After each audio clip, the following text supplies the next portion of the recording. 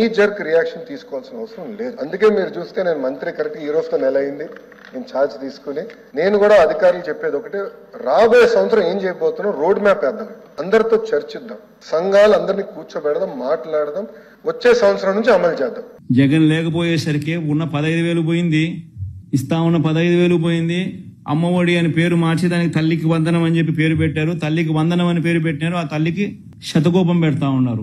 ప్రతి తల్లి ఈ రోజు అడుగుతా ఉంది ఎంతమంది పిల్లలుంటే అంతమందికి అని చెప్పి ఏకంగా ఎన్నికల మేనిఫెస్టోలో పెట్టి ఈ రోజు వెంటనే మళ్ళీ అధికారంలోకి వచ్చిన తర్వాత ఎంతమంది పిల్లలు అని చెప్పి పోయేసి పక్కకు వెళ్ళిపోయే జీవో ఎంతమంది పిల్లలు అనేది పక్కకు పోయి తల్లులు వచ్చేసింది.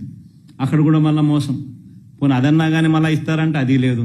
43 లక్షల మంది తల్లులకు ఎదురు చూస్తే 40 లక్షల మంది రాష్ట్రంలో 43 లక్షల మంది తల్లులకు వైఎస్ఆర్సీపీ ఇస్తే 84 లక్షల మంది పిల్లలకు మేలు జరుగుతా ఉంది. ఈ రోజు ఏముంది కనుక్కునే దానికి డేటా కనుక్కునే డేటా అంటారు. ఏముందా డేటా? స్కూల్ తెరిచినాయి, యా స్కూల్లో ఎంతమంది చదువుతా ఉన్నారో గ్రామ సచివాలయంలో 10 మంది పిల్లలు అక్కడే ఉండరు. ప్రతి 2,000 జనాభాకు గ్రామ సచివాలయం ఉంది. ఎంతమంది స్కూళ్ళలో అడ్మిషన్లు పొందినారు, ఎంతమంది స్కూళ్ళలో చదువుతున్నారు అనేది తెలీదా? డేటా ఎన్ని రోజులు డేటా 2 నెలలు అయిపోయింది. ఇంకెన్ని రోజులు డేటా? 43 లక్షల మంది తల్లులు, 84 లక్షల మంది పిల్లలు. ఇది డేటా. 84 లక్షల మంది ఇంటూ 15,000, అది నీ డేటా నువ్వు వేయాల్సింది.